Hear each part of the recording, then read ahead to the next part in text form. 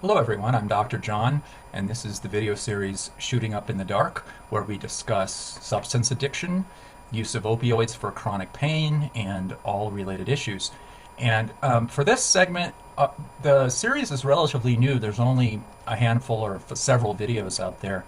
And someone suggested that I share a little bit more about why I'm doing this. Essentially, make a segment answering the question, why are you choosing to discuss or share your problems with addiction and its effect on your professional and personal life? So I thought that was a reasonable question, and I'll go ahead and briefly try and answer that. First, because drug addiction is still a growing problem in the US and throughout the world. And while strides are being made in some areas, the world of medicine and healthcare are still essentially ignorant concerning the nature and dynamics of addiction, and also about how to responsibly and safely use opioids without being afraid of them, and without just cutting them off from the patients who need them. And that's also a current problem. As a physician, I was ignorant too, because nowhere in medical education is the complex and often perplexing problem of addiction understood well enough and taught to professionals in such a way that a healthy public health response on sound information can be implemented. So I think as a society, we're still somewhat stuck here.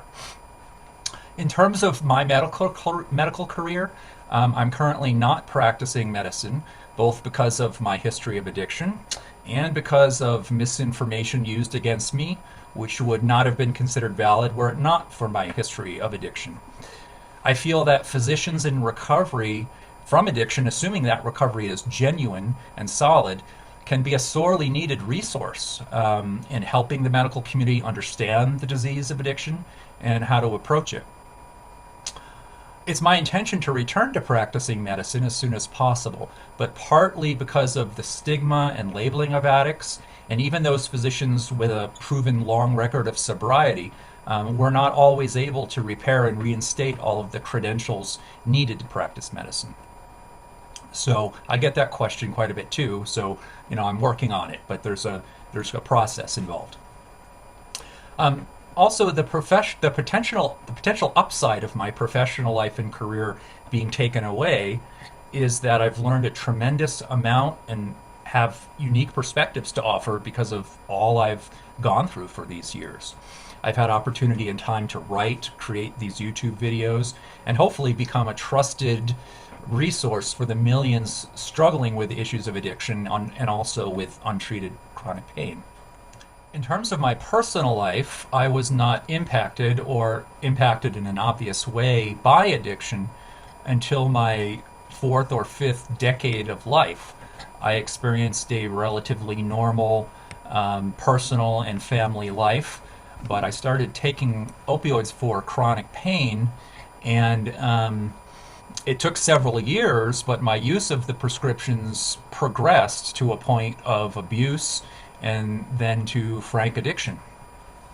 I've been fortunate to find recovery, and I depend on my recovery program every day to stay clean and to survive. I mean, addiction is a deadly illness if it's not maintained, if recovery is not maintained. And because I have lived through all this and have also had the opportunity to treat patients with addiction and deepen my understanding of what addiction is, I feel that it is my duty to share these experiences and knowledge.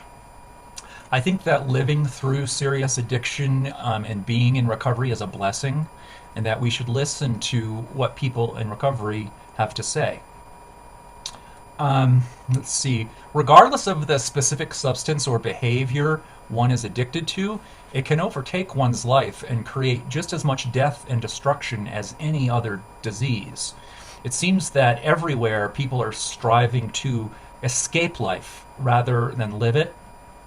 And I see addiction as a whole as a growing problem created by our human condition, our failure to connect with something meaningful and beyond our insulated, lonely lives. Something that will become more of a problem until there is an awakening, and probably an awakening of our spirits. Let's see. Recovery from addictions of all type is possible. This is actually an amazing truth, and but it's still elusive to millions. And since I've been given this gift, it's my duty to give it to others, however and wherever possible.